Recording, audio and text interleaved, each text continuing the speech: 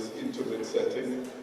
Welcome to the second event in Cipriani College's 2018 Labor Day celebrations held here at the CLR James Auditorium. My name is Ian Daniel. I am the head of Labor Studies Department, and I'll be your Master of Ceremonies for the evening's activities. This has been a really exciting week for the college. For the last 3 days, we have in honor of Labor Day. On Monday, we officially launched the Elma Francois Institute for Research and Debate, which is actually a relaunch of the Center for Intellectual Debate, a kind of unfortunate name in many ways, which was previously established in November of 2012. I think the director pointed out that that actually makes the name CID. Yeah. The Institute is a very important thing in the life of Cipriani College, because the Institute itself is intended to act as a research hub, connecting the college to our major stakeholders, so all of our major stakeholders, and focusing on discussion around critical issues affecting national development.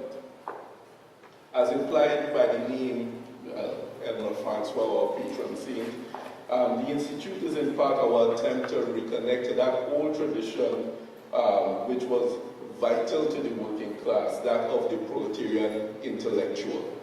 All right? The recognition that critical thought has always been the province of many untutored heroes of the working class movement and of Caribbean societies.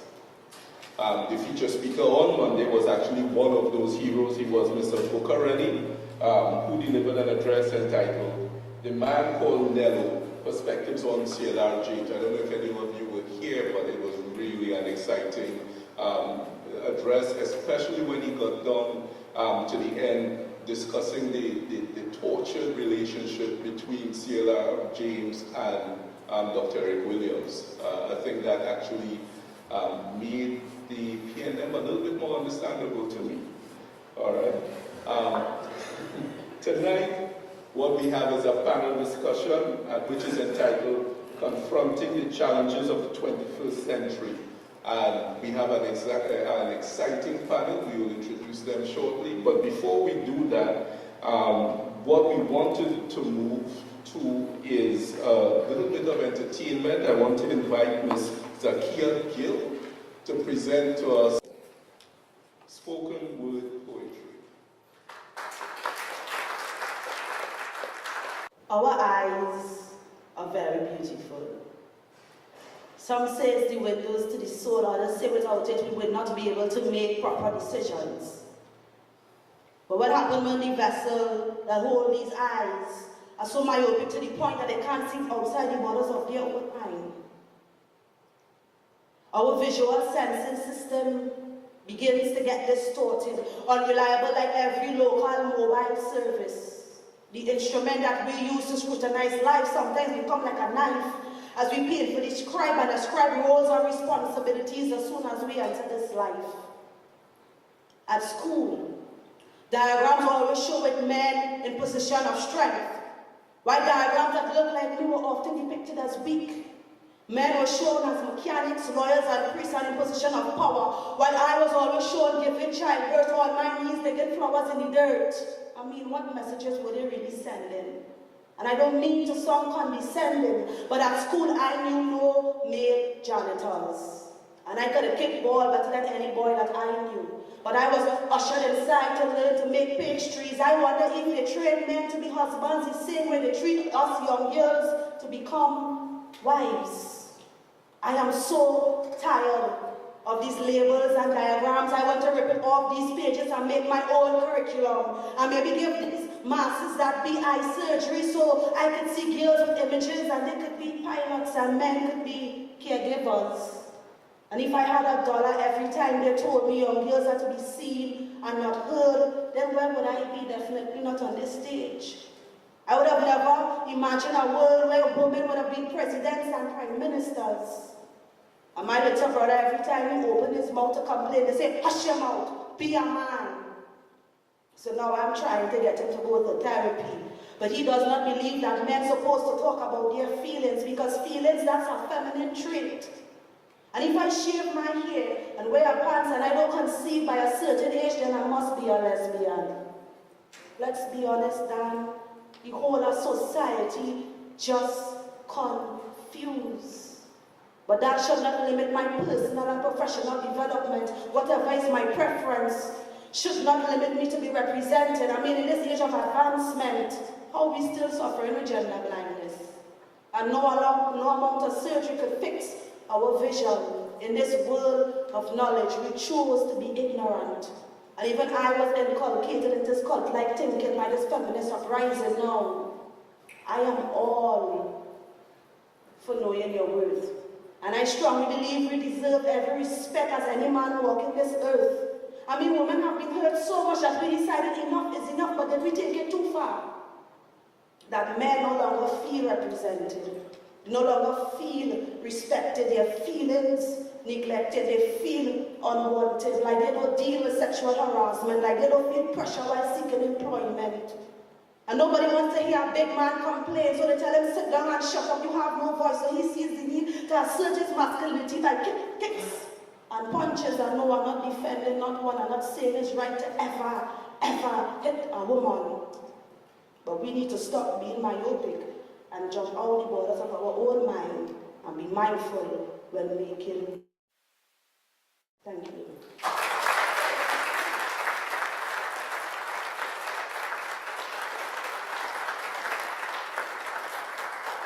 I was really unsure before they would have accepted.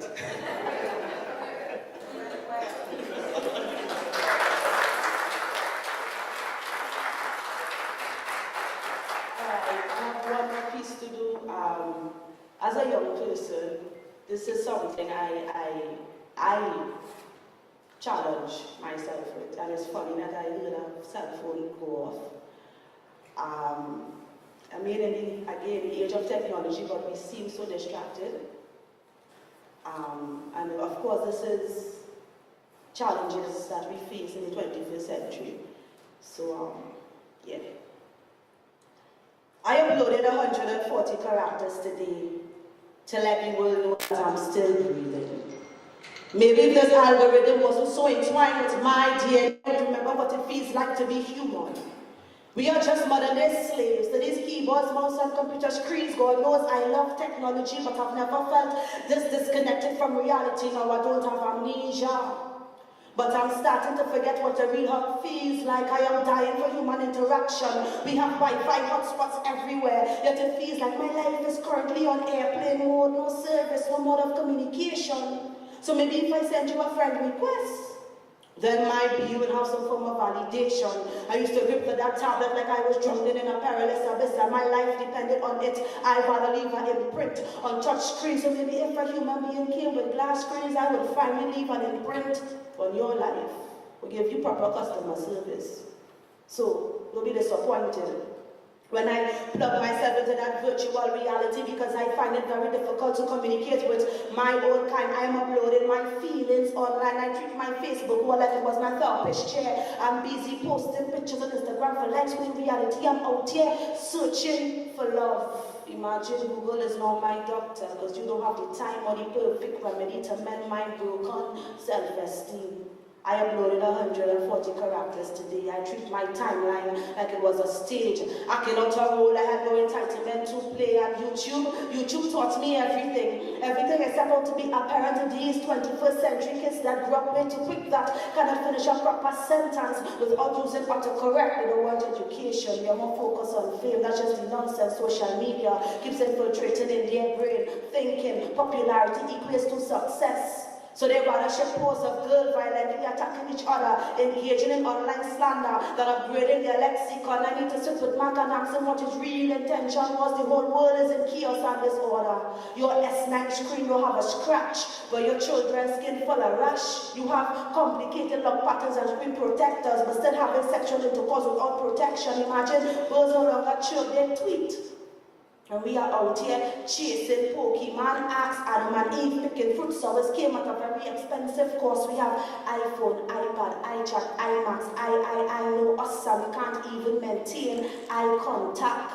I did not upload 140 characters today. I decided to plug myself outside of the matrix. There are no app to teach me how to have self-respect or simply how to socialize. No amount of filter could ever be added upon my decorum. Fit to be Photoshop perfect. Why you posting pictures online to pantomime that you are perfect? Don't you know perfection is a cup with a hole in the bottom that can never be filled? So I'd rather be a scholar in the dark than a fool with a smartphone that is busy taking selfies and have no realization of self.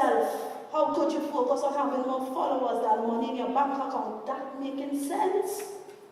Because typing amen and reposting biblical quotes won't ever make us closer to the Creator. So we need to get off our phones, our tablets and PCs and be more productive and reconnect to the highest power. Thank you.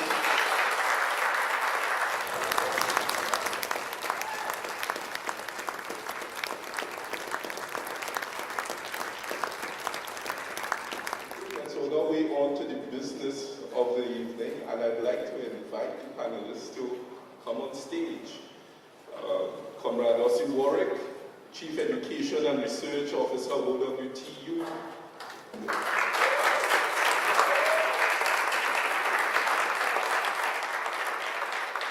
Ms. Nadia Julino, Industrial Relations Lawyer.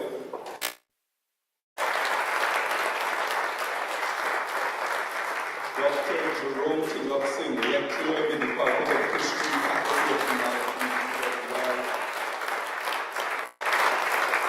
and our own is Paul Bonus, lecturer in the Department of Legal Studies.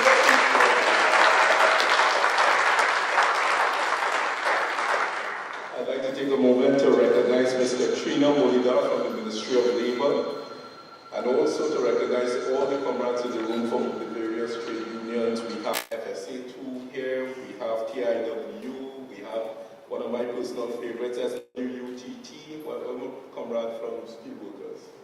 I see them. Welcome, brother. We have TTRNA, we have the MWU and the CWU. And the OWTU. And as bad mannered as they always are, they just have to be acknowledged.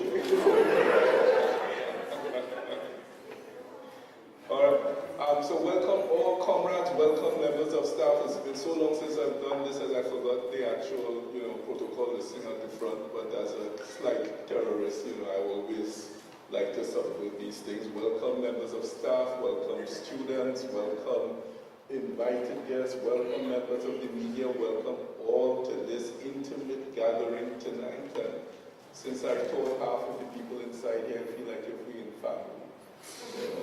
So let us get immediately on to the important stuff. We want to go to the first discussion, which will be led by Mr.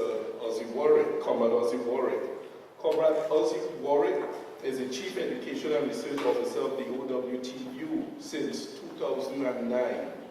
Additionally, he holds the position of Executive Trustee of the OWTU. He is currently the General Secretary of the Joint Trade Union Movement and General Secretary for the Movement for Social Justice. Comrade Warwick is also a member of the Presidential Council and the Financial Control Committee of the World Federation of Trade Unions. As a social and political activist for over 20 years, he has participated in numerous national, regional, and international forums, delivering and facilitating many training programs. Comrade Warwick currently holds a Bachelor of Law degree from the University of London, as well as a postgraduate certificate in Human Rights Law and a postgraduate diploma in International Economic Regulations. Comrade Warwick will speak tonight on multinationals, steps to addressing the changing dynamic for representing workers employed by multinational and transnational corporations. Comrade Warwick. To talk about multinational corporations and the response of the labor movement in general, but let me start by first saying that the challenge of multinational corporations is not just for workers and trade unions. The fact of the matter is that multinational corporations challenge human society. And the spoken word by Zakiya Gill proved that point. When you consider multinationals like Samsung, Apple, etc., they have come and invaded lives, or private lives, or social lives. So the challenge is not just to trade unions, it is to society. And in explaining a little bit the response that is required, you'll see why that point is important. The growth and power of multinational corporations as a postmodern phenomenon emerged out of the process of postmodern globalization, facilitated by technological revolution. And here's why I use the word or the term postmodern, because it's not new. They are not new. In fact, globalization can be traced back to the Bronze Age, 1300 BC. We here in the Caribbean, we know about globalization. We know it only too well, because slavery and colonialism are forms of globalization. And therefore, it is no coincidence that the rise of the first multinationals emerged out of that period of slavery and colonialism, with the East India Company in 600 and the Dutch East India Company in 1602, followed by a few others.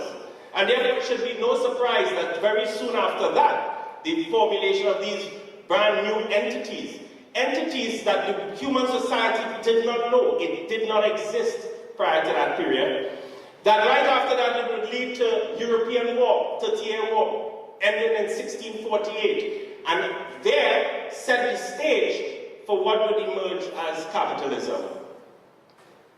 Why am I tracing it back? Because you see, to understand the monster, you have to understand how the monster was born. We have to trace the evolution of that monster to know that why I would have said that the challenge is not just to trade unions, it is to human society. Trade unions developed at national levels in response to the economic changes and the growth of capitalism at national level. Now that's important to understand. Because when you understand the transition from national capitalism to global capitalism, you will understand why there were some difficulties for trade unions. Because trade unions evolved at the national level in response to that. The next phase of globalization came with empire building. Remember I said that globalization is not a new phenomenon.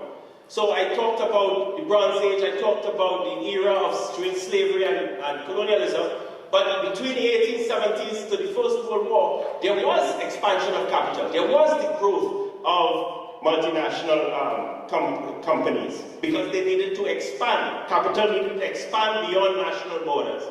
And once you have capital trying to expand beyond national borders, it leads to war. And so you had the First World War. That period between the First and Second World War is a sort of remedy. It's, you know, history has a way of repeating itself. I mean, none of us, I think, certainly not me, did not grow up in that era. But we know enough to know that much of it is almost resembling today. The rise of fascism, the rise of nationalism, the rise of, well, right-wing nationalism, the rise of people like Donald Trump, Brexit, all of these things are connected. Then came, of course, the Second World War.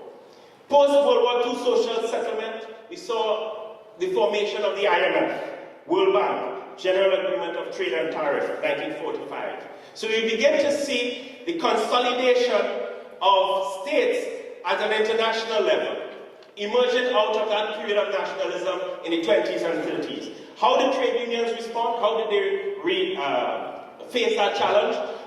They themselves became international. So you had the formation of the World Federation of Trade Unions in 1945 as a response to that.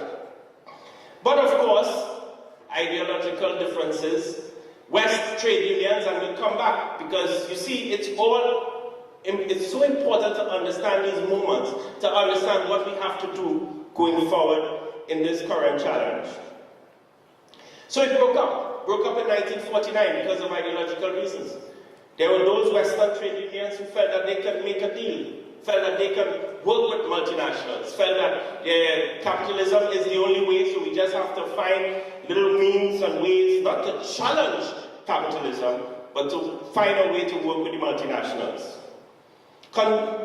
By the 1950s and 60s, unfortunately, these multinationals became extremely powerful. But the difference was that they were challenged nationally because there was sufficient force, and the way that the production line was still organized in that period, you could have still had challenges from workers. So right here in Trinidad and Tobago in the 50s and 60s, when you had BP and Shell, because BP and Shell, they were here before, and I'll talk a little bit about how they have reinvented themselves and returned.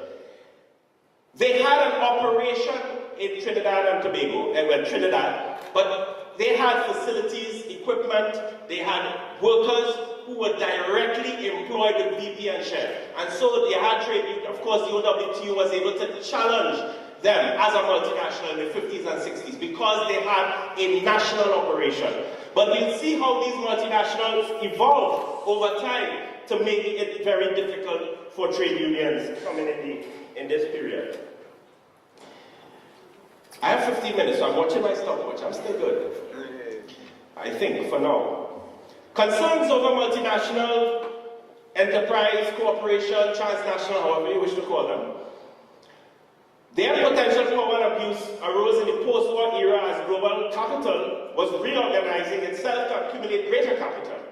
And then in the early 1970s, US manufacturing companies had concerns over competitive threat from foreign firms imported into US domestic market. That's something familiar? Well, for those of us who are paying attention to the craziness that is taking place at the global level. This led to a particular piece of legislation called the Burke-Hackle Bill of 1972, which was supposed to prevent US firms from relocating production in low-wage foreign economies. But all of that would change for this, for a very, some people positive, some people negative. It all depends on which line of the argument you want to take with the collapse of the Soviet Union. Southern countries, like ours, after a period of struggle for independence, raised great economic as well as political concerns about multinational enterprise, multinational corporations, which were operating in their countries. Indeed, while the political influence of old colonial powers was significantly reduced, the economic influence continued. It was a continuation of economic imperialism, not by colonial administration, but by private enterprises. And out of this emerged the call in 1974 for the new international economic order. And at the heart of this movement, among newly independent states, was the right to economic determination. And that's why I said the challenge of multinational corporations is not just about trade unions, it's about our entire society. Because they understood in the 70s that it was about the right to economic self-determination, which demanded economic independence as necessary in order for countries to truly achieve political independence and therefore have the capacity to exercise a fundamental right to self-determination. The technological revolution in transportation and communication, however, in that same period of the 70s and 80s, speeded up trade and all economic transactions. This brought about a qualitative transformation in the nature of global capitalism, which really took off in the 1990s. This meant that multinational corporations became increasingly disconnected from the real economy. In response to these developments, MSCs, multinational corporations, they found an ideological driver now in the form of neoliberalism pushed by Margaret Thatcher and Ronald Reagan. The removal of an alternative model of state socialism with the collapse of the Soviet Union also precipitated that new development. International capital with huge advances in technology was able to do what? Globalize production. They globalized the assembly line. And that is one of the fundamental changes that made a huge will have a huge impact on trade unions, because I remember I said trade unions emerged as national organizations. But here you have an assembly line where, for example, a Pontiac car, this is just one example, South Korea has the assembly operation, Japan, the advanced components, Germany, style and design, Taiwan and Singapore, small components, England, advertisement and marketing, Ireland, data processing, Detroit, legal and that is one car. That is one car. Their production, multinational corporations, production, provision, component, sourcing have become internationalized. And that is the challenge. So how can trade unions respond? The only response, therefore, is to globalize. If global capital is organized globally, then so should the trade union movement. And in doing so, the trade union responses are threefold. One, united internationally to regulate working conditions in a particular sector. So you have like industrial, which oil and gas sector, energy sector, or uni, which is service sectors. Then we had trade union mergers. Huge international federations merged. So that's one. Then secondly, trade union networks within the same company or creating world company councils, like the Shell network, and I talked a little bit about that in closing, where you have global framework agreements. That's what has to be used as one of the tools. And finally, joint campaigns from North and South unions. So for example, in Guatemala, Coca-Cola refused to give recognition rights to the union in Guatemala. So what happened? Trade unions all across in the world, where there's Coca-Cola, staged protests and demonstrations, and those workers were eventually given recognition. So, in closing, practically, here, this experience. We have a situation where you have Shell. Shell and BP have returned, but here is the difference. They no longer own facilities or the workers here. They subcontract drilling contractors internationally. The drilling contractors then subcontract labor suppliers. So that there are no Shell here in Trinidad, they have no workers except in administration. They have no facilities, they don't have any of the rigs, they don't own any of that. All they have is their capital. So there's no connection to production. That is what the challenge is. So how did we respond? Easily, globalization. We globalized trade unionism.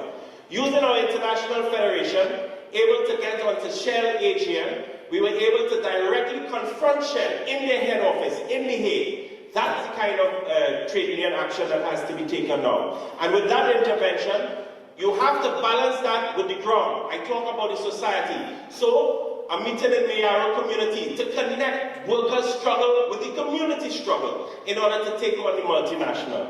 So I know my time is just about up. I may have just about 1 minute to wrap. And what's the wrap? After all of that, well, I just spent over 200 years of history in 15 minutes. Why is this important?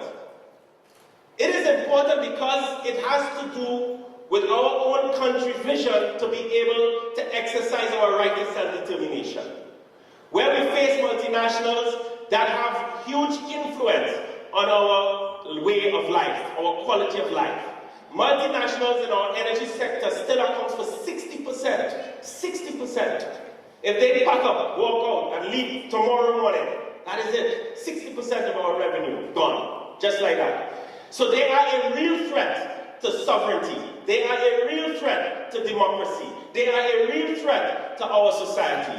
And therefore, it is only through an alliance between trade unions, civil society, social movements, engaging in what we call political trade unionism, can we truly challenge those monsters and protect our country and protect our future for generations to come. Thank you very much.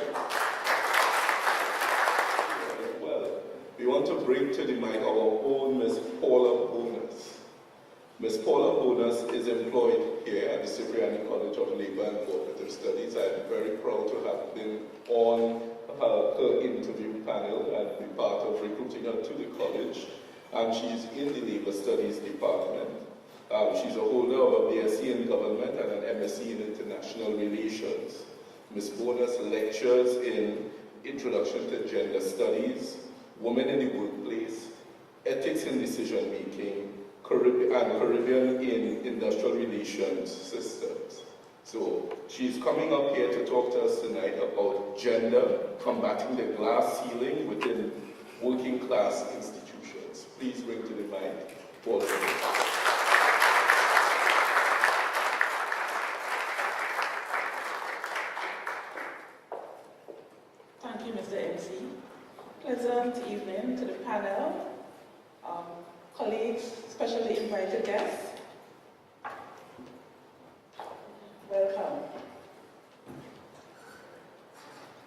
Gender, combating the glass ceiling in working class institutions.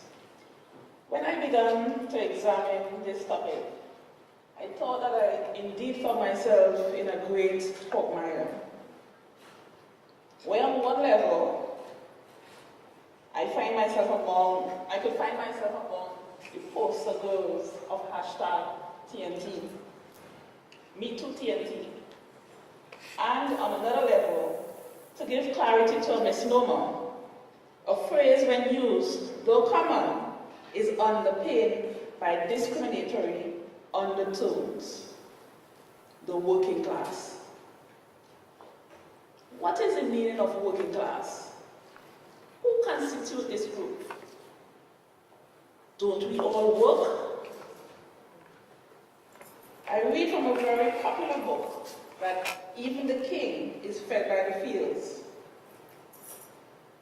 And we know the Queen of England, even with her own face printed on her own money, has to work. And to add to my country, I have to show how working class people will be able to combat the glass ceiling in the 21st century. More questions arose. What glass ceiling? Can working class people see the glass ceiling? Do they need an escalator to take them within reach to get a glimpse? Would they have access to this escalator? With what strength is the ceiling tempered? Is it a moving target? Questions to ponder. Imagine this, working class people trying to reach the glass ceiling. The working class, as we know, belong to a socio-economic grouping that obtains the lowest wages in society. It usually comprises factory workers, low-skilled and semi-skilled workers. In any given society, it is found below the middle classes and the upper classes. Ideologically, it is linked to production, but it does not own production. We in Trinidad have been told that there is a constant withering away of the middle classes. In fact, some people would even say it is non-existent.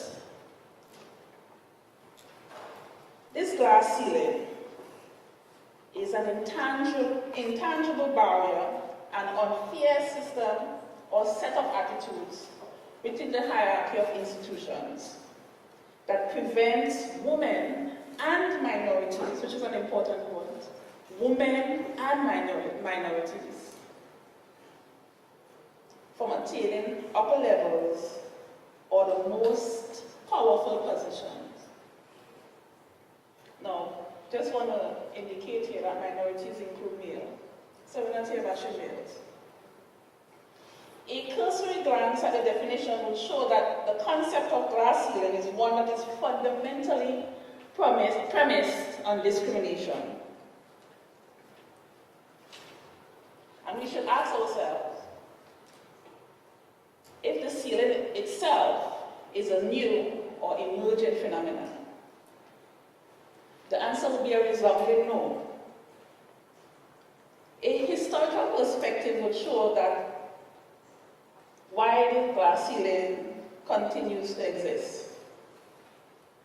It is posited that the glass ceiling is a product of a colonial construct which ensures that plantation societies like ours function under Christian patriarchal order. Consequently, the economy, the education system, the family, and religion et al. Would all sustain this said order.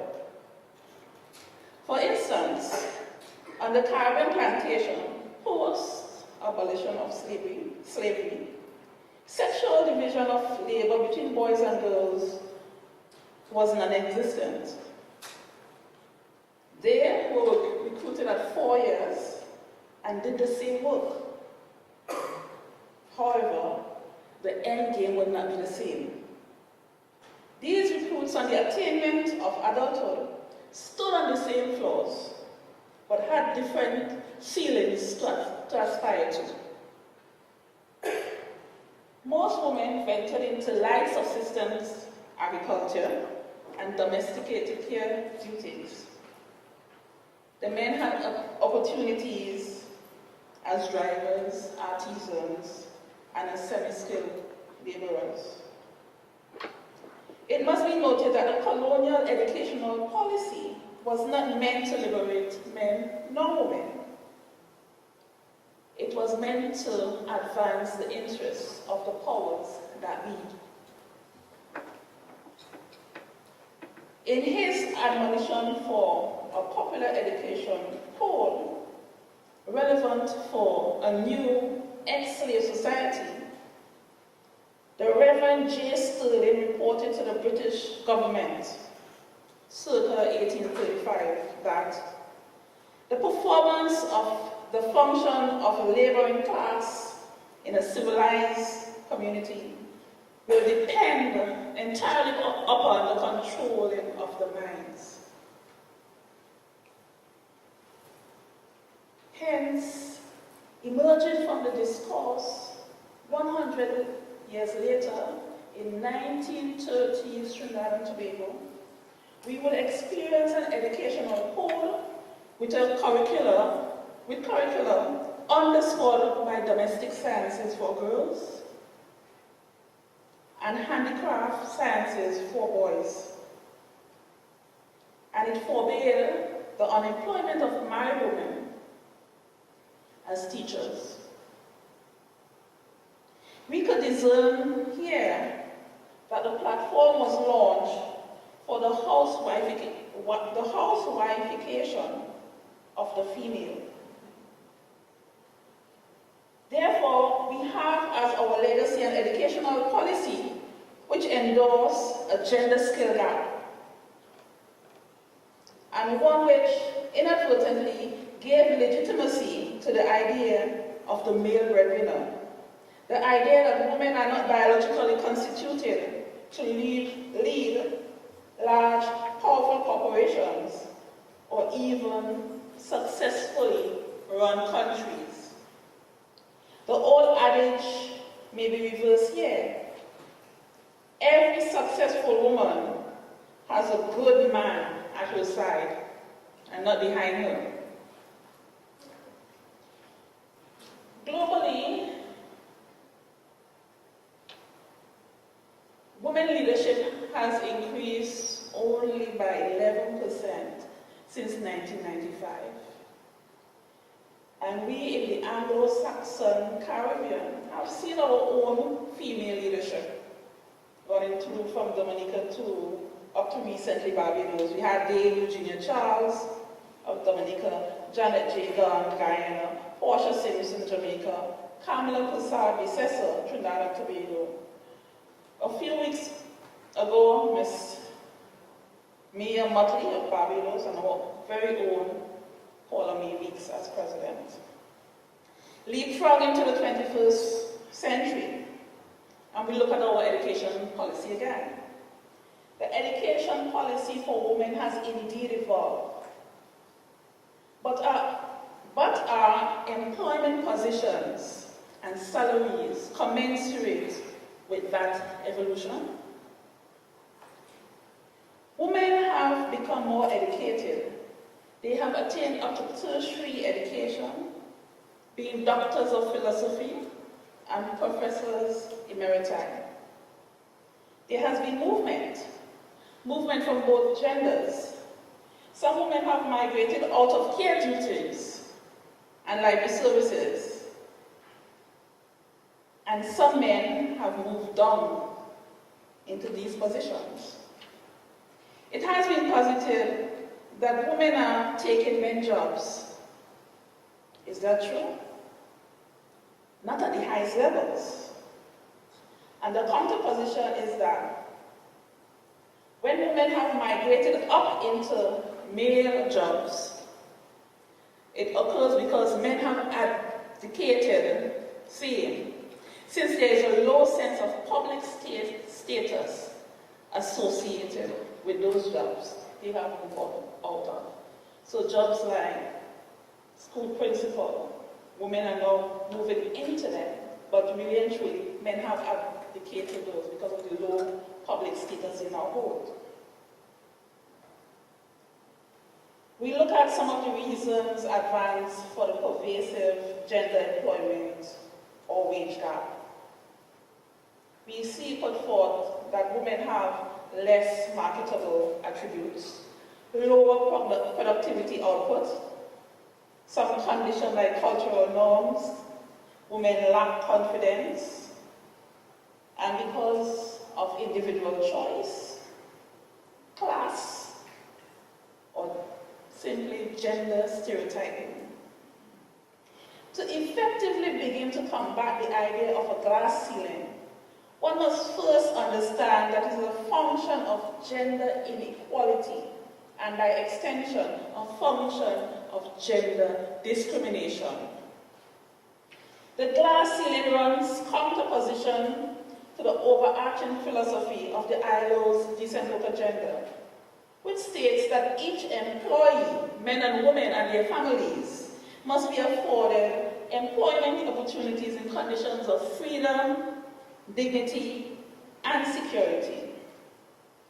In this connection, the respective ILO conventions are germane.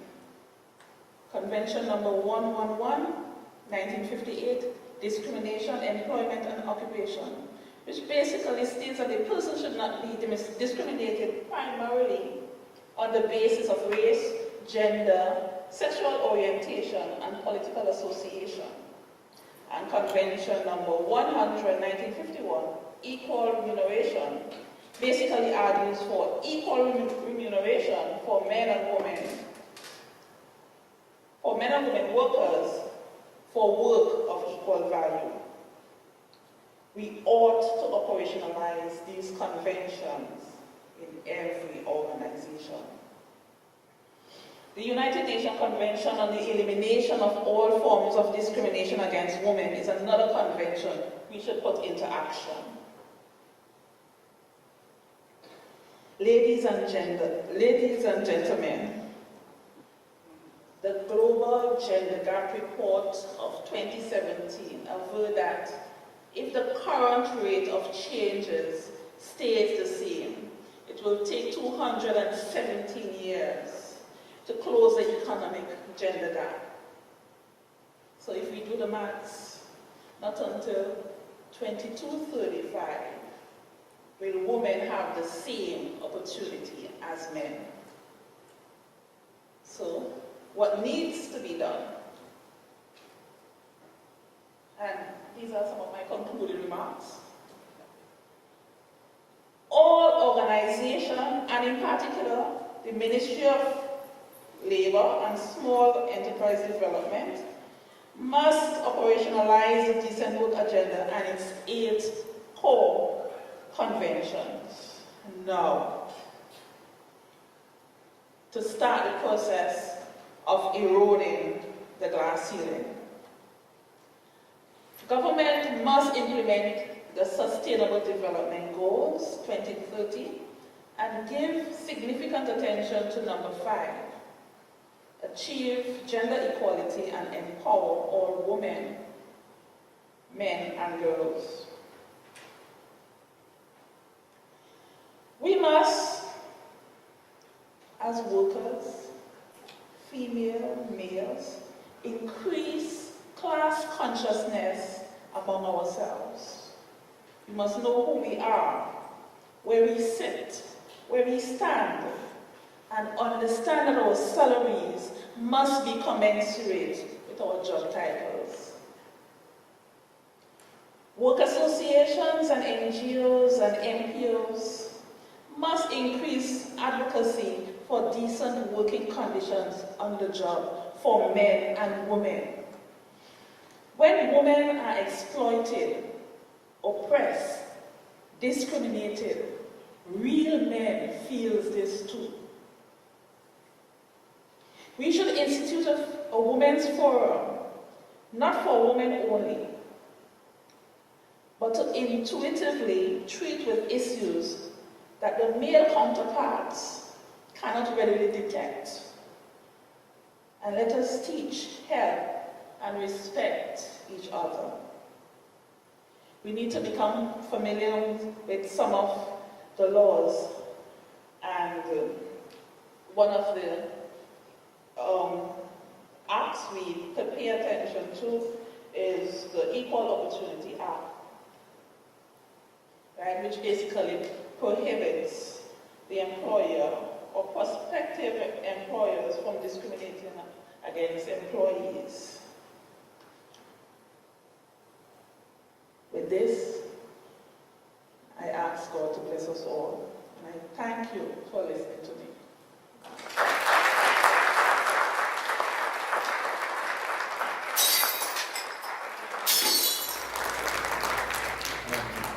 And moving on now to a gentleman that the college has known for many years.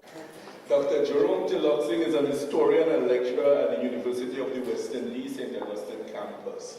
And he's one of my heroes. As a sociologist, you realize that you can't do anything unless you have history. And the man focuses on the history of Afro-Caribbean activists and intellectuals, Indo-Caribbean diaspora in North America, Pan-Africanism, race, gender, and ethnic relations in the Caribbean, and the impact of Carnival and Calypso on Trinidad and Tobago society, as well as labor history. He has previously served as a part-time lecturer at Cipriani College, and perhaps the least of his accomplishments is that he was actually on the board of governors of Cipriani College of Labor and Cooperative Studies. He is a close friend of the labor movement. He is coming here to talk about unity, breaking down internal working class barriers, bridging the gap between unionized and non-unionized labor, and between blue and white collar workers. Please welcome Dr. Jerome Tillotson. The term unity has become a cliche. It has been overused. Everybody could be on a political platform and use that word unity. At the present moment, genuine and permanent unity cannot be achieved in Trinidad and Tobago. It is yet to be achieved. Do not be deceived by displays of temporary unity during our cultural celebrations and after our sporting achievements. But there are 4 secrets, 4 stages to working class unity. The first one deals with identifying societal problems. The second one, the need for a proper political representation. Thirdly, developing a solid ideology. And finally, using those annual marches to help mobilize the working class. So what are these societal problems? Trinidad and Tobago is a very divided country. We have gated communities and hotspots. We have slums and residential communities. We speak of blue-collar and white-collar workers. But what about those brothers and sisters who wear no collars, those vagrants, those street dwellers, those homeless persons? Who represents them? Poor people must suffer in the public hospitals. And those who have insurance and can afford it have private hospitals to take care of them. Our education system is divided. Despite the changes of the name to East and West and North and South, we know the former junior sex and senior sex. We know the prestigious denominational schools. These are the problems that we have. Look at our annual murder rate for the past 6 years. Look at the murder rate this year. More than 200 citizens have been murdered, and the majority of these persons are from the working class. Every day, the blood of innocent persons scream for justice. Where is the voice of labor? Labor remains silent. No union can boast of being militant or radical if you remain silent to these problems.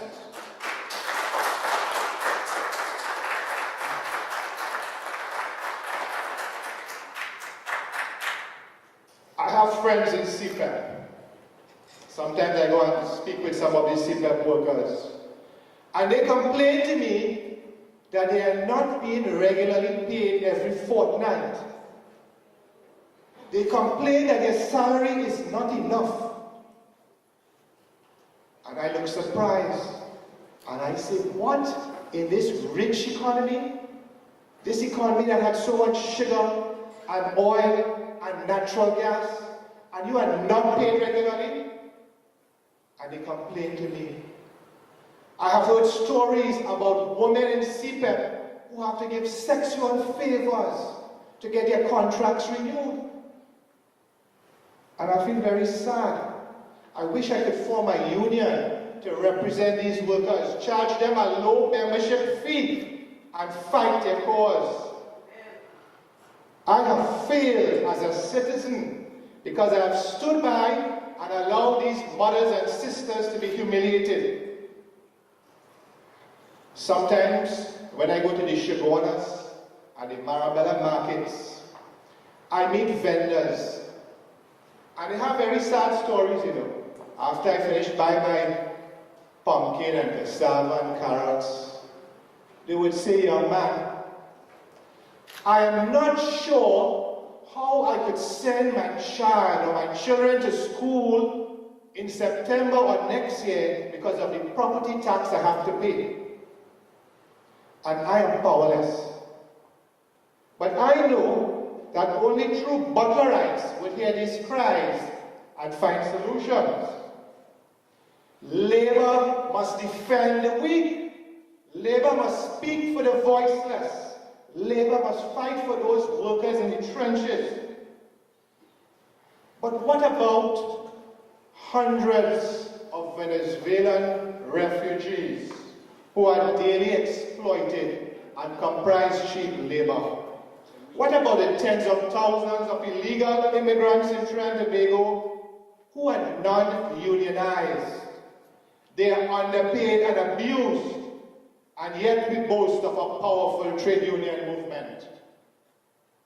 Labor leaders need to be more progressive in their thinking, and their concerns must never be restricted only to their membership, because there are thousands of working class persons who need that voice.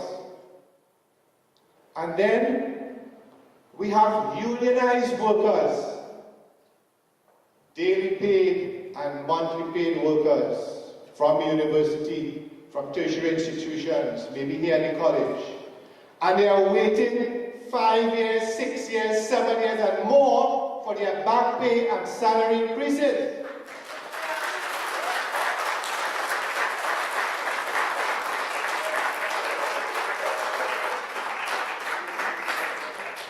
I want to warn the unions that there's a new generation of union members, and they're very disenchanted. They are more educated. They're not going to tolerate myopic leadership and fancy speeches.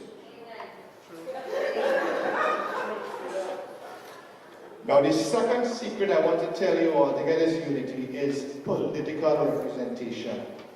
It is crucial that labor has a voice in the political realm. This has always been one of the strategies of trade unions to be respected, to prevent them from being marginalized and alienated. Some of you all might know the history. During the 1920s and 30s, we had the Trinidad Working Men's Association, later known as the Trinidad Labour Party. We had Captain Arthur Cipriani, Timothy Ruda, F.E.M. Hussein. We had representation in the Legislative Council, which is today the Parliament. Adrian Kola-Rienzi was also in the Legislative Council. During 1946 and 1950 elections, we had men like Albert Gomes who represented Labour. We had Tubal Uriah Butler and his party, the Butlerites, who were very powerful. And we had parties, Labour parties, like the Socialist Party of Trinidad and Tobago and the Trinidad and Tobago Trades Union Council. So there was a very strong political representation in the 20th century. And some of you all might know about the United Labour Front, their disastrous entry into politics in which they started to implode. Now, why do you think we never had a Labour government in Trinidad and Tobago? Look throughout the British Caribbean. We had Labour governments. But the problem we have in this country is that our racial and ethnic loyalties are stronger than our class loyalties. Afro-Trinidadians, one party, Indo-Trinidadians, another party. And we know who the financiers are.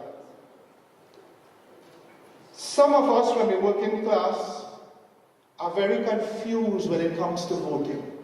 We are not sure which party is representing the voice of Labour, which party is speaking on behalf of Labour. And some of us are even more confused. 2015, before the election, I asked somebody in their 20s, young man, who are you planning to vote for? And he didn't know. He asked me if the Digital Value Party is coming out really with a party. He just didn't know, and this is the state of politics in Trinidad and Tobago, where we are not sure who to vote for, and we will not be sure who to vote for in 2020. And I want to tell you all something. Whenever the Labour movement is divided, the country is divided. Whenever that Labour movement is divided, a country is divided. And anytime the Labour movement is divided, the government is very happy, you know. The government is extremely happy, not this government, past governments and future governments will be very happy and overjoyed to see that there's a split in the Labour movement and that some unions cannot march on Labour Day. They are very happy. They are very happy. And you know why? The voice of Labour is a very powerful voice, and it is more powerful than the opposition voice.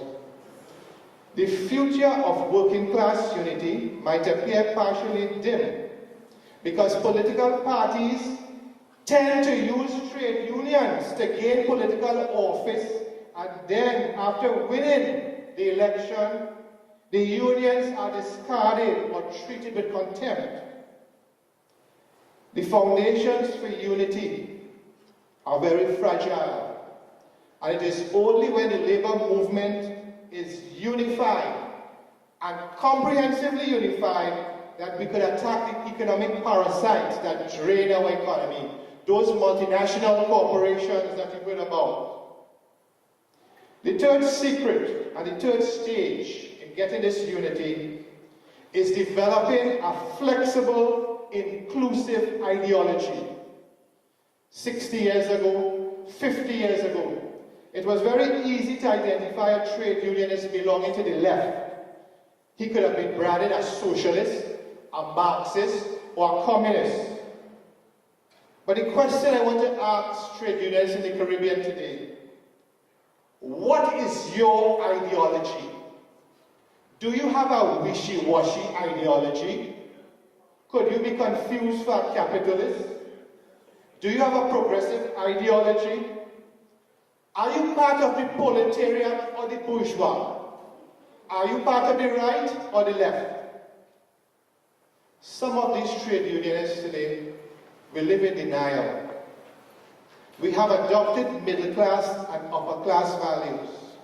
You all know that story, Animal Farm? I don't have to tell you about that story. We have the Animal Farm mentality. Some of us feel we are superior than others in the working class. Some of us are ashamed to be identified as the working class. I want to give all trade unions a challenge. Create a working class ideology that is progressive. Create an ideology that is relevant to the 21st century and to the next century.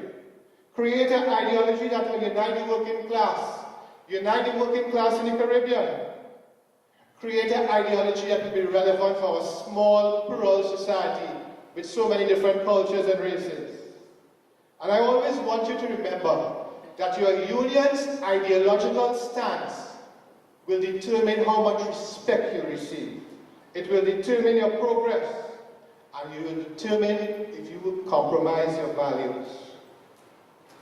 The third stage and the secret to unity is to use those annual marches on Labor Day and the recently revived May Day. How significant is Labor Day to working class unity? It is very valuable to assess your progress, your achievements, your shortcomings. Labor Day is an opportunity to unite the working class. During the 1920s and 30s, May Day was a very important observance. Captain Cipriani and others throughout the British Caribbean and the left throughout the world had these May Day marches uniting the working class. Tobago also had it. And on these May Day celebrations, you had seamstresses, tailors, providers, stevedores, printers, maids, domestic servants. So these 2 days, Labor Day and May Day, are very critical in uniting the working class. But what happens for the rest of the year? This is what is the problem.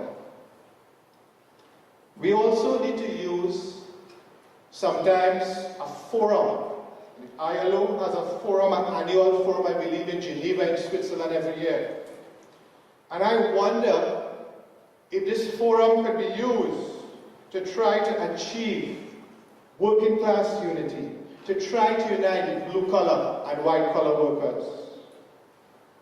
I want to encourage leaders of all unions to fearlessly deal with any individual or organization who tries to undermine working class unity. It is something that must be protected and cherished. You will know the real radical and militant trade unionists. You will. You must ask yourselves, are you willing to die for working class unity? Are you willing to go to jail for working class unity? Are you willing to be beaten for working class unity? Are you spineless and maybe expecting another union to create working class unity? Are you willing to sacrifice your so-called good reputation for working class unity? Are you willing to sacrifice your membership for working class unity? These are some of the questions I want you to ask yourself. You must be proud to belong to that working class. You belong to a long line of fighters who have been fighting long before 1937. The unity between the unionized and the non-unionized, between the blue-collar and the white-collar workers, is a slow and gradual process. And it cannot be achieved by signing an MOU. It cannot be achieved by signing any documents. You must go and meet those workers. A few years ago, there was a documentary on cricket, Fire in Babylon. Some of you all might have seen that documentary. It discussed our undefeated West Indies cricket team in the glory days of the 1970s and 80s. And working class unity must be forged in fire. A united labor movement will be a fire that is strong, that will burn down those barriers of race and ethnicity, will burn down those barriers of class, gender, geography, and unemployment. Those working class fires are coming to burn away crime and poverty. And you see when this fire spread? You see when this working class fire spread? No security forces, no firemen could stop that fire. That fire is uncontrollable. So I want you to warn those people. Warn those people who are using our parliament for peacock. Warn those people who are using our parliament as a smoke screen. Warn those people who are using our parliament to throw red herrings. Tell them that working class fire is coming. It's coming to burn them. It's coming to unite the working class. Warn them. Thank you.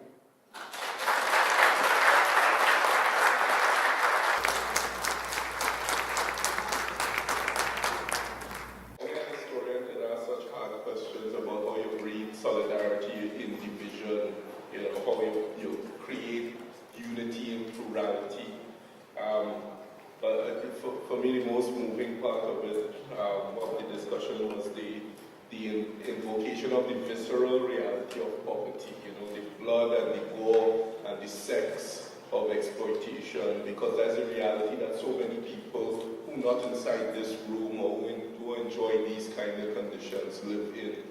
So many people who are actually our family members, so many people that we see and miss almost on a daily basis, you know. This is what I'm talking about the kind of discussions that can be sometimes difficult for us to listen to, because Dr. Tilaksin asked the question of labor. You know, we can become so comfortable as labor in our social and economic critique, in our marches and our displays of our ideology, that sometimes we can miss the fact that the people may not actually be behind us anymore. You know, and there's a new generation coming up, but it's kind of hard to figure out. Thank you for asking the question, sir. All right, so this takes us on.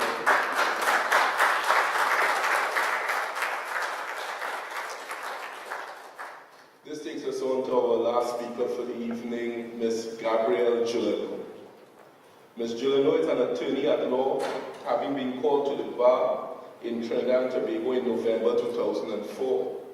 In 2008, Ms. Gilleno obtained a Master of Law at the London School of Economics, where she graduated with distinction.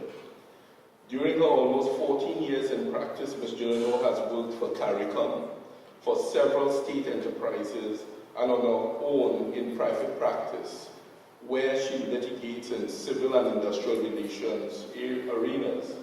At the Industrial Court, Ms. Gilleno has represented several trade unions, including Banking, Insurance and General Workers Union, and the Communication Workers Union. Ms. Gilleno is here to speak to us tonight about legislation, examining how legislation has created our current paradigm in which labor operates, and the way in which legislative changes must be leveraged to effect a positive paradigm shift. Please welcome Ms. Gilleno.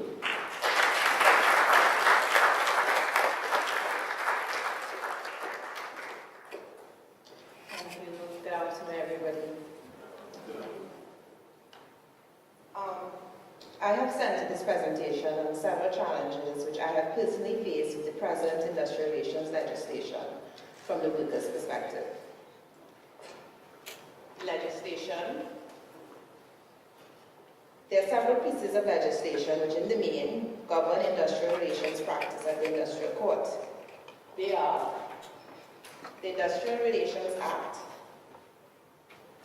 This act sets out the powers of the court, the manner in which a dispute may be reported, the powers of the Registration, Recognition and Certification Board, the process for the registration of collective agreements, and sets the sanctions for the commission of industrial relations offences. The Retrenchment and Severance Benefits Act. This act governs the process for the retrenchment of workers, where said workers have become surplus to the employer's requirement. The Act is useful to both workers and employers as it sets out the rights and responsibilities of both parties upon a redundancy, and in particular sets out the formula for the calculation of severance benefits as a minimum standard. The Maternity Protection Act. This very important piece of legislation sets out the minimum maternity leave entitlement for expectant mothers in the workplace and provides protection from dismissal while pregnant.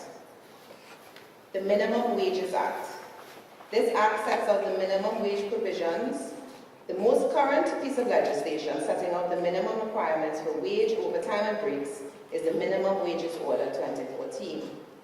And finally, the Occupational Safety and Health Act. And this act provides protection to workers from unsafe working conditions. For the purposes of this presentation, I shall be focusing mainly on the Industrial Relations Act, which is the playbook for practice at the Industrial Court. Managers and executives. Managers and executives often approach me for representation at the Industrial Court. This is because the Industrial Court, unlike the High Court, assesses damages in a dismissal differently, with the Industrial Court awards being higher.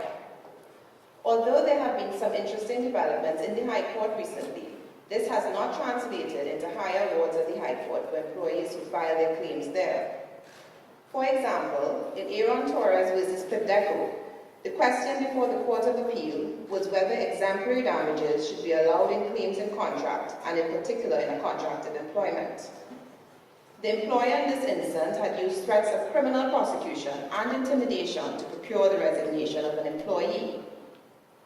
The court found that a claim for exemplary damages should be allowed, especially when the behavior of the employer upon dismissal is exceptionally egregious.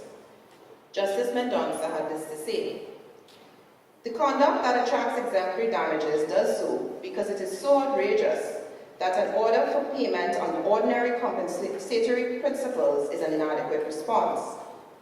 If that is the broad-based rationale for an award of exemplary damages, I see no good reason that it should be limited to cases in tort.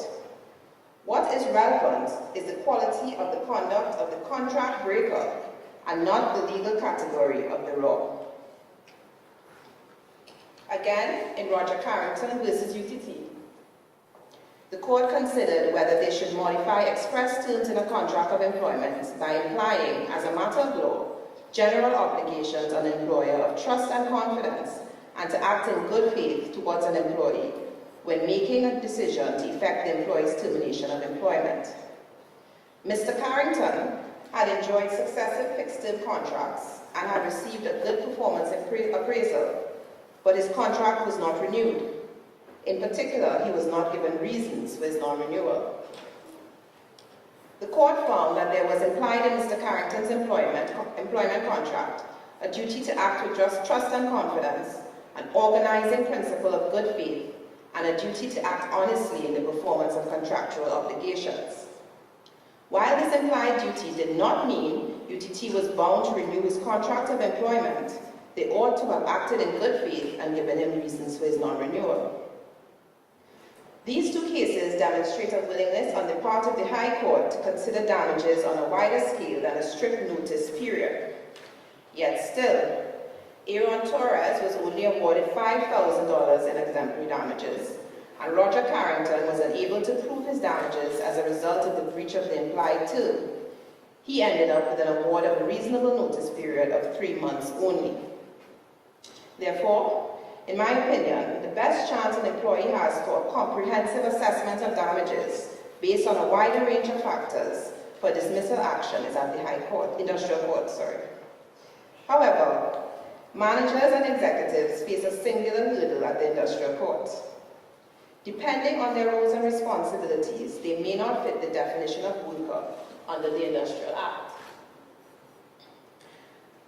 Section 2 defines worker under the Act, while Section 2(3)(e) of the IRA provides the exception which excludes managers and executives. And that section reads as follows: "For the purposes of this Act, no person shall be regarded as a worker if he is E. a person who, in the opinion of the board," and this is the recognition board, "is responsible for the formulation of policy in any undertaking or business, or the effective control of the whole or any department of any undertaking or business, or has an effective voice in the formulation of policy in any undertaking or business." And the important words there are effective voice and effective control. As clearly stated in the exception and as decided definitively in Carney 1975 Limited versus the Association of Technical and Administrative Supervisory Staff, the Registration, Recognition and Certification Board is the sole authority for determining whether or not an employee is a worker under the IRA. The judges in this case quoted Chief Justice de la Bastille in Albert versus Abel, where he stated, "The way in which paragraph E is structured, however, makes the opinion of the board a sine qua non for the exclusion of anyone from the definition of worker under that paragraph. To be excluded, a person must fit the description contained in that paragraph in the opinion of the board and no one else. Therefore, until and unless the opinion of the board to that effect is obtained, the exclusion cannot operate."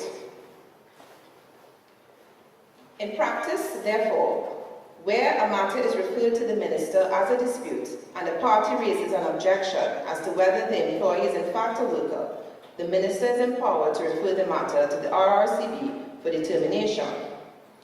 However, this process has proven to be problematic for a variety of reasons. In some cases, the RRCB takes an inordinate period of time to make a decision. Administratively, the RRCB faces challenges from time to time. Most recently, there was no board in place for an extended period.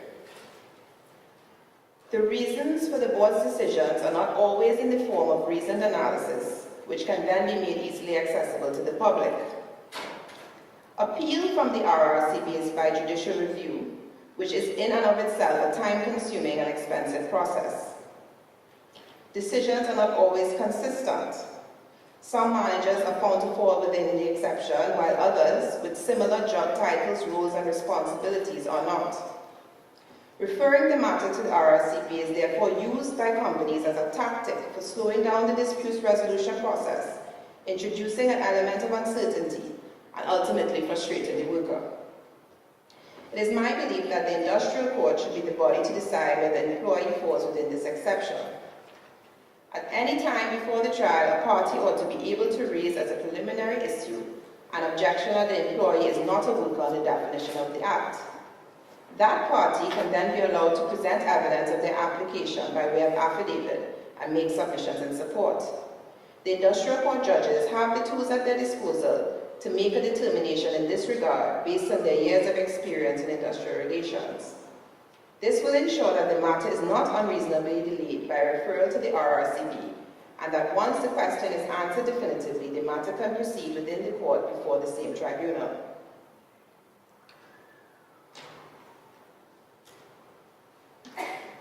Justice Kokaram in UTT versus RRCB has recently noted that an employee can be found to have an effective voice in the formulation of policy, whether that policy is implemented or sanctioned or not, which could mean that low-level staff, such as analysts and specialists, who are not managers but formulate policy to be presented by their seniors, can be caught by this exception. Furthermore, effective control is also not completely clear, with some examples given as the ability to hire and fire staff, yet managers argue they only recommend employees to be hired or fired, and the board takes the final decision. Does it then mean that whether your recommendation to hire or fire is implemented or not, you are still considered to be caught in the exception? These are all questions which can be appropriately answered and clarified by the industrial court, which is a court of superior record and is equipped to place these scenarios within the industrial relations context, and give clear and definitive answers which can guide practitioners in the future. The jurisprudence which will develop in this area will be in the form of written rulings, which would be easily accessible to the public at the Industrial Court Library, thus removing a lot of the guesswork currently involved in the process. Time limits. Presently, in accordance with Section 51(3) of the IRA, a worker has 6 months to report a dispute to the minister. This is quite frankly not enough time. In the civil law arena, in accordance with the Limitation of Certain Actions Act, a litigant has 4 years to file a claim at the High Court of Justice. I believe the time limit under the IRA should be increased for the same reasons that civil litigants are given 4 years to make a similar decision. The reasons are as follows. When a dispute first arises, a worker may be scared or nervous and fear reprisal for raising the dispute as a concern. This can lead to delay. A worker may not be aware of their rights or that the dispute is reportable to the Ministry of Labour. The worker may not know where they can turn to for advice or for help. They may not be in a position to afford legal advice. The worker may not be aware that they are represented by a recognized majority union and report the matter by way of another union. In that instance, the worker will have to withdraw the dispute and re-report same while requesting an extension of time. Extensions of time are not always assured. A worker must provide a good reason why the dispute is reported out of time, and must also show why the late report would not prejudice the other side. In the circumstances, 6 months is simply not enough time, and this period ought to be increased to at least a year or more. Fines for industrial relations offenses. Simply put, the fines for the commission of industrial relations offense are too low and do not present a sufficient disincentive to employers. The following sections provide for the penalties to be faced by employers on the commission of industrial relations offense. Section 40 deals with the failure to meet and treat. And Section 42 states a recognized majority union or an employer that fails to comply with this section is guilty of an industrial relations offense and liable to a fine of $4,000.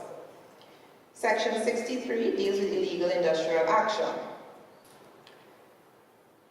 63.2 states a person guilty of industrial relations offense under this section is liable in the case of an employer to a fine of $20,000. Companies are able to pay these nominal fees easily and will be aware of this fact before commission of the offense. In order to give these offenses real teeth and cause the employer to think twice before committing same, these fines have to be increased to at a minimum $100,000 for an employer who is found guilty. Enforcement. As a court of superior record, the IRA should provide the court with an immediate and cost-effective power to enforce its own judgments. Section 14 of the Act deals with enforcement. And I've set up the Act above there. In practice, Section 14 is engaged by a party applying to the court for a certificate from the registrar indicating the outstanding judgment. This certificate will be used to obtain a writ of FIFA from a high court, and then a bailiff can be engaged to carry out enforcement proceedings. This process is costly and time-consuming and requires one to retain the services of a lawyer and a bailiff. It would be better to include in the IRA a process whereby the court can enforce its own judgments by way of a judgment summons, where the offending party can be summoned immediately before the court, and should they continue to default, they can be sentenced to jail for refusal to pay the judgment sum. This would also allow trade unions to enforce judgments on their own without the help and expense of lawyers and bailiffs. Overtime. Clients sometimes question the overtime hours which they are required to work and the manner in which they are compensated for same. The Minimum Wages Order 2014 sets out the current standard for minimum wage and overtime for employees earning less than $22.50 per hour only. The Minimum Wages Order provides protections for these employees. Schedule 2 sets out a formula for calculating the payment of overtime and covers several scenarios. Having these minimum provisions apply to workers generally as opposed to only workers who earn less than $22.50 an hour will promote a healthier conversation as regards overtime in the workplace and will ensure that there is no miscommunication between employer and employee on the topic. It will also be easier to advise clients who earn more than the minimum wage but whose contracts of employment or collective agreements are silent on the matter. Leave. I often have clients indicating to me that they were unable to get a casual day to take their child to the doctor or bereavement leave when a family member died. In Trinidad, there are no statutory provisions for leave entitlements which apply to workers in general. There is legislation which covers certain state employees, and where there is a recognized majority union, the collective agreement will set out the leave entitlements to be enjoyed by the respective bargaining unit. However, private enterprise is free to regulate leave entitlements for their employees, which sometimes results in employees being unable to access leave when they need it most. I believe setting a minimum standard for leave entitlements which would apply to all workers generally would address this impasse. And I've set out some of my suggestions for a minimum standard. This legislation sets an objective minimum standard to which employers and employees can refer in order to avoid the usual miscommunication and ambiguity which surrounds leave entitlements in the workplace where there is no collective agreement and the contract of employment is silent with respect to same. In conclusion, The laws currently in place have been sufficient for a number of years to protect workers' rights and to give jurists an opportunity to create jurisprudence that expands on these rights and offers wider protection.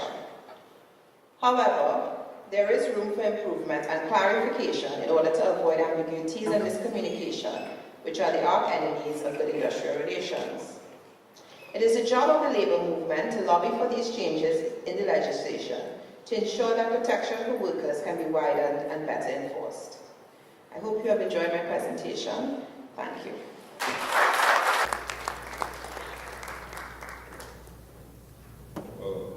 Every single worker has to understand these pieces of legislation, know what is inside here. Because if they don't know, then half the time we don't know how to represent them, when to represent them, because the thing has gone already. You know, so this is the heart of what we do, and Ms. Julano is now invited to be one of the new friends of Cipriani College of Labour and Cooperative Studies, and to come and teach my industrial relations class with me.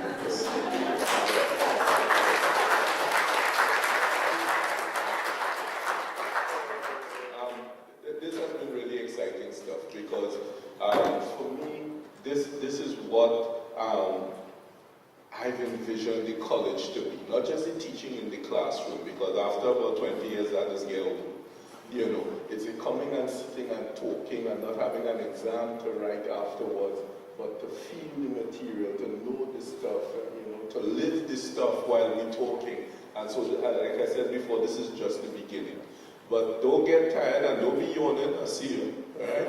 Because this is not about just watching the beautiful people up on stage. This is about your participation as well. So what we would like to do for a short period of time, because I know some of them wondering if rain falling outside, we want to open the floor up to some questions to the panelists.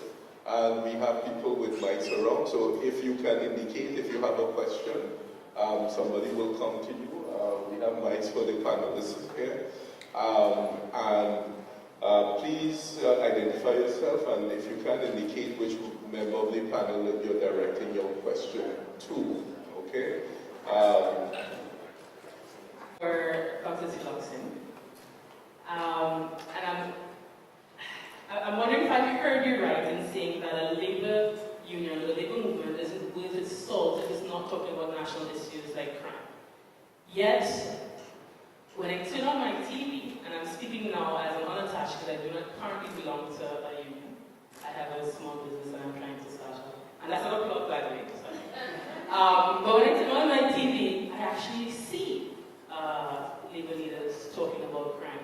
So I'm wondering if the question that you put out there that labor unions aren't talking about crime, is that was just meant for us to think more on it, or is it that you're unaware that there are actual trade unions speaking about crime?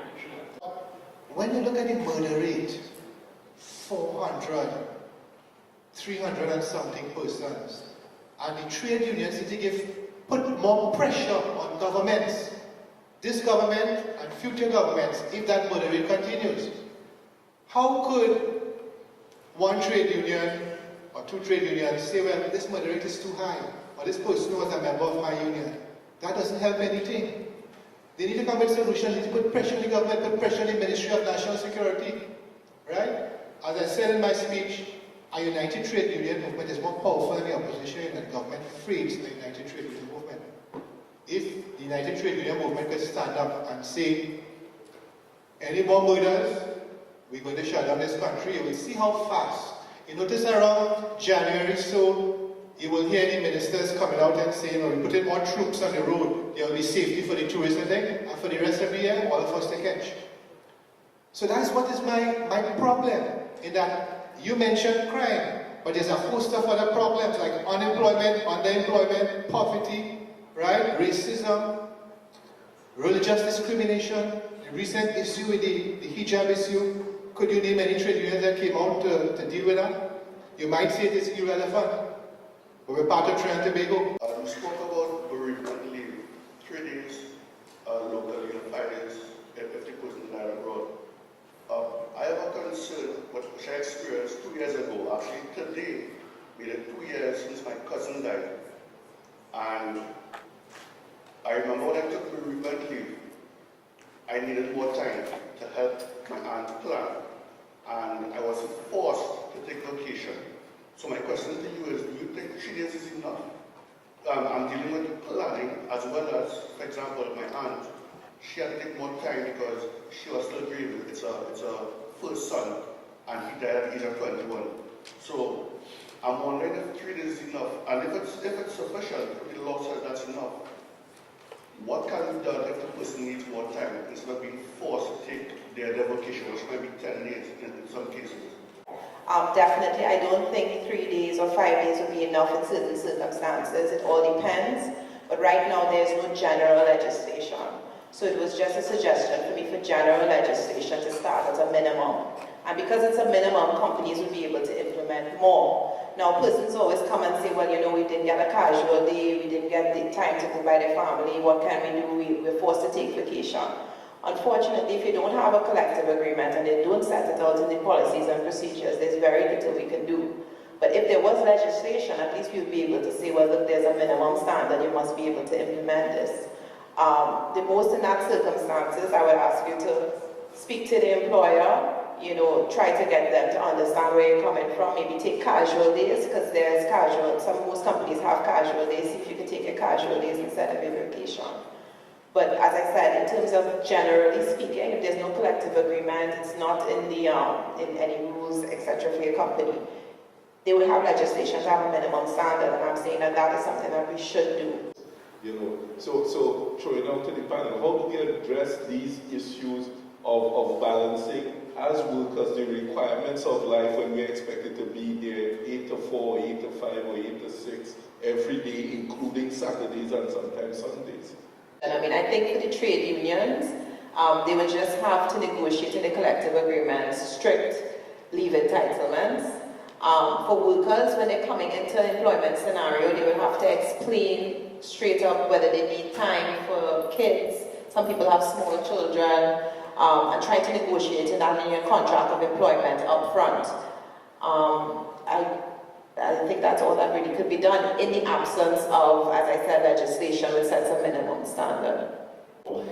We have enjoyed an 8-hour day, give or take, right? Which is problematic in itself, because when you consider traffic, I mean, it takes you 2 hours to get there. So you're not really working 8 hours, you're working about 16 hours when you consider traffic and all the preparations and so on.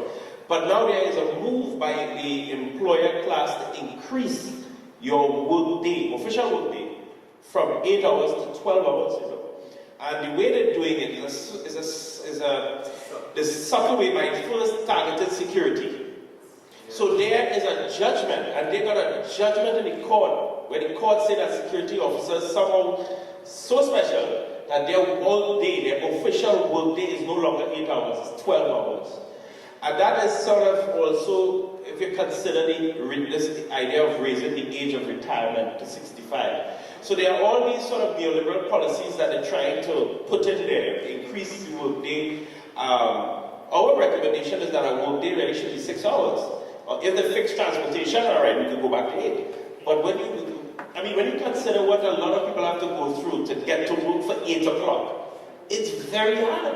I mean, you have a lot of people have to wake up 3:30, 4 o'clock to reach the work for 8. And when you leave work at 4 o'clock, 4:30, you're not reaching out until 7 o'clock. What life is that? And then they want to increase. So we decrease the work day to 6 hours until they fix the transportation problem.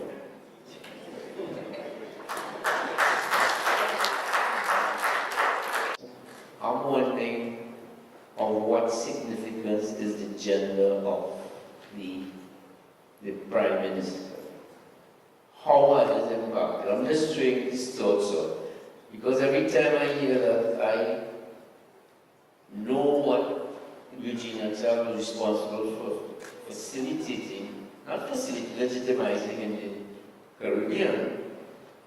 We come down to our last Prime Minister, but the President, and that whole period, mark my words carefully, which is viewed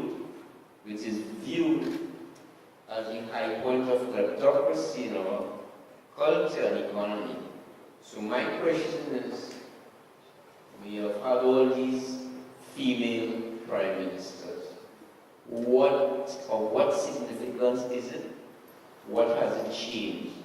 And why should I imagine that changing the gender of the next Prime Minister is going to be of significance? The position of leadership is not only for males. So even though you have seen kleptocracy and mismanagement at the highest position, it doesn't mean that other persons, other females coming up should not aspire to these positions. We should not stereotype or gender stereotype leadership. It is for every gender. First, second, third, whatever the future is. We as a people have to acculturize persons because gender is involves political, social, cultural significance to a person. So it matters not.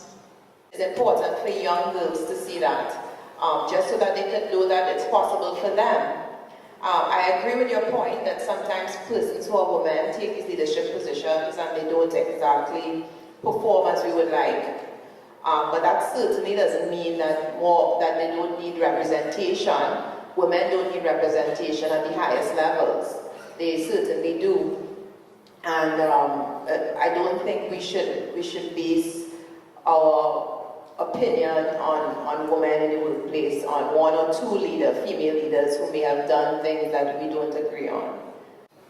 The influx of these multinationals have allowed for a system to creep in that I think has gone relatively unnoticed in Trinidad and Tobago. And it will affect everybody that is sitting in this room. The issue of retirement.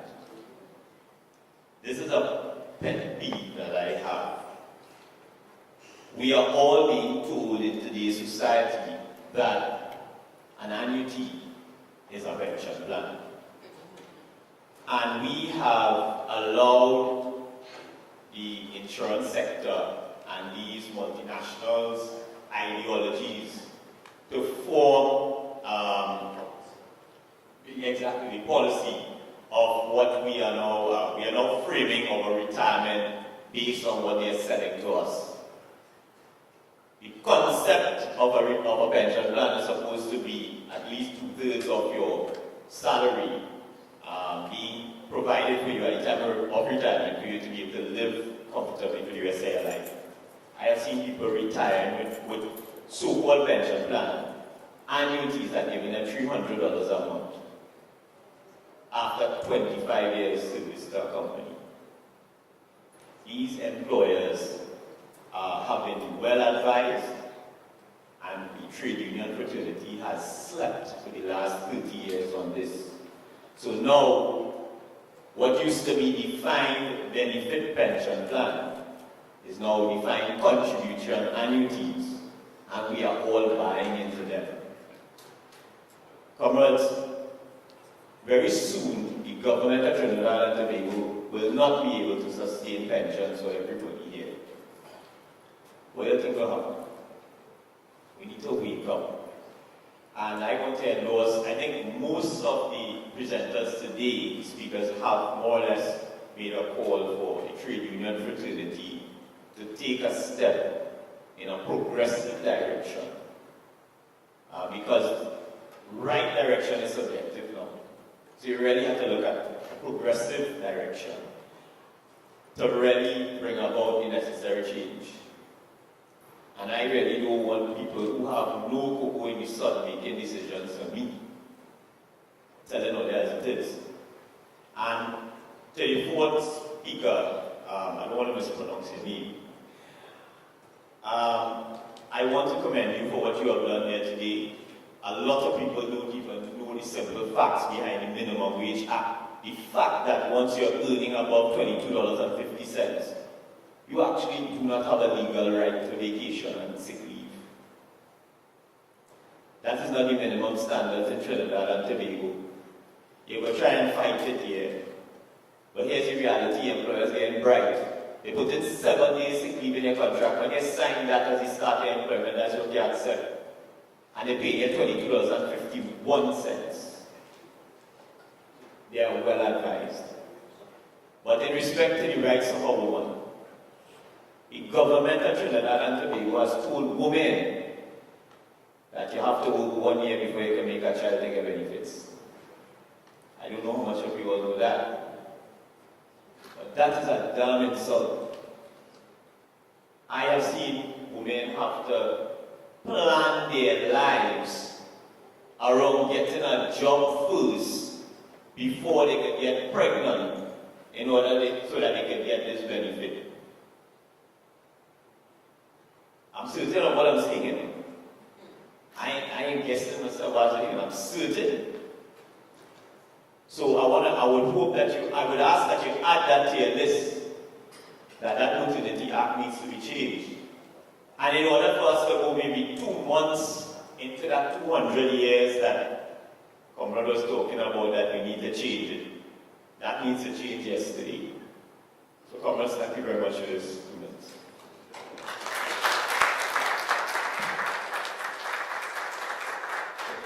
One of the mistakes in the 2 examples in terms of Weeks and McLeod is that they went into traditional existing party political structures. It's almost impossible when you have to deal with other forces. And I'll tell you why the question is fundamental. The way I understand the question, it has to do with forces.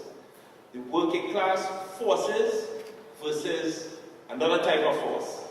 A type of force that uses its money, its capital, to influence public policy. So even though as workers, and I think Jerome made the point, even though as workers, working class, whether African or East Indian, we vote political parties who really are beholden to financiers. And the financiers, anyway, I'm trying to sabotage what it is. And the financiers, they are part of the 1%. They are. And I will tell you here in terms of how deep that is. When we can talk about crime, we also have to talk about the multi-million-dollar contract for transporting young black men to and from prisons, when they could build the court right next to the jail. Why do you think that is not happening? Party come, party go. Government come, government go. Why do you think that is happening? Why do you think actually there is only one family in this country that imports security equipment? We didn't know that. One family. So you think crime is going to end just so? It's a business.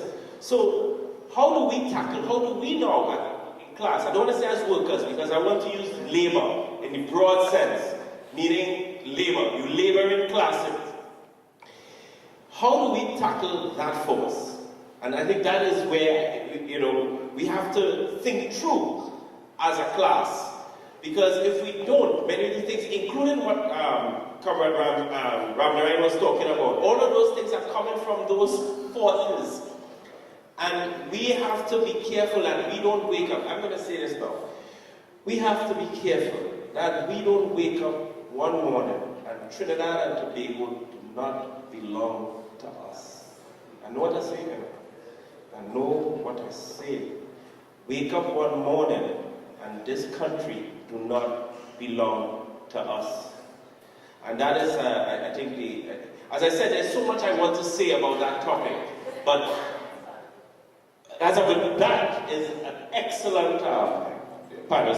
How could we return to such? What could we do to build in the communities that kind of a consciousness so that we can in fact help some of the nation's issues that surround us in our daily lives? There are various ways to deal with that because just having them in a match might not be enough. What you have to do is you have to find out what are their grievances. You have to try and find out, how could you provide a service for them? How you could provide protection? How could you address or solve their problems? So that many of these, the seamstresses, the tailors, plumbers, masons, they came out there in these May Day parades. But at that time, in the early 20th century, there's a sort of labor identity.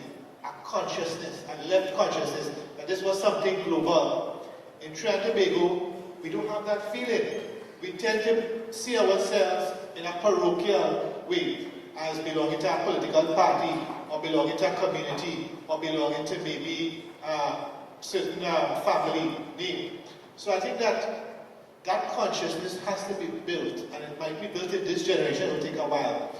Even the curriculum in our schools could assist in building that consciousness, because a lot of times, people who are, let's say, secretaries, might feel they might be superior to somebody who might work in manual labor.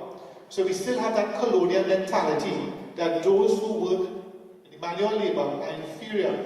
Those who know about slavery era would know the difference between the field slaves and those who work as domestics. So we still have that mentality that you want your child to aspire to a job which is so-called like doctor, lawyer, engineer, teacher. Colonial mentality. Right? So we need to try to remove that. As I said earlier, some of us don't even know the meaning of working class. They don't have that class definition in there. It has become so blurred. We're always aspiring to buy something and to move into another bracket as if it's a big shame or stigma or stereotype to be part of this working class. And that is the sadness, because we have a very rich history in Trinidad and Tobago and throughout the British Empire of the working class being very powerful. We destroyed colonialism and imperialism. But we don't have that consciousness again. So I'm hoping, that there could be a movement starting on the ground. It has to start from the bottom up, to help inspire and help to ensure that these people understand what they have. During the Black Power era, for those of you all who lived through it and those who studied it, that Black Power movement was a powerful movement. It was a global movement. But that Black Power movement died out for a number of reasons. So we can't allow a class consciousness to be built up. It reaches a momentum and then it dies out again. We need the trade union movement to get behind making changes to legislation. If we have these changes to legislation, it will be much easier in the industrial court. When we go to fight for workers' rights, we will be taken much more seriously if we have some of the changes made. And hopefully we can get some of those legislative changes made to ease the path forward. And that I know that the unions have a lot of power. They just need to come together and create that genuine, comprehensive unity that Trinidad and Tobago is so expected from them, right? So I just want to thank you all again for this. In conclusion, that I am proud to be General Secretary of the Joint Trade Union Movement. I'm proud of that. And I'm very proud to be the Chief Education and Research Officer of the Oilfield Workers Trade Union. And I'll tell you why. We are not afraid to call a spade a spade. We have no fear of criticism from friend or foe. We have no fear of condemnation, and we absolutely have no fear of confrontation. And this is just one small step. We are sometimes afraid of the unknown.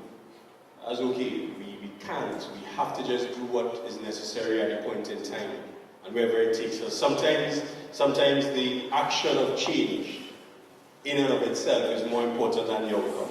And I think that we have to focus on changing our direction as it is. And all of these panelists here, these topics are going to then morph into individual panels as we move forward. So we're going to have a panel on unity, we're going to have a panel on multinationals, we're going to have a panel on gender, we're going to have a panel on the legislation, and that will be our program for August, September, October, November, over the next few months. So stay tuned. This is a lot of work going forward, and another thing that's very important is that we have to move it out of the college as well. So we're going to have to go into the communities, we're going to have to go where people are, because as Ozzi said, and I think Dr. Tiloxing as well made the point, there's some people who simply can't come here.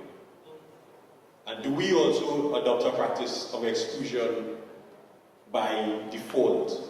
So we have to be aware of that and cognizant of that, and we have to put this information out into the communities where the people are. So again, I just want to say thank you to all of you all for staying. Kerry Ann, who I think has run downstairs, who is the Secretariat for the Institute, one young lady, and she's put all of this she's helped put all this together. She's worked really hard. Other members of staff, just thank you. Solidarity forever.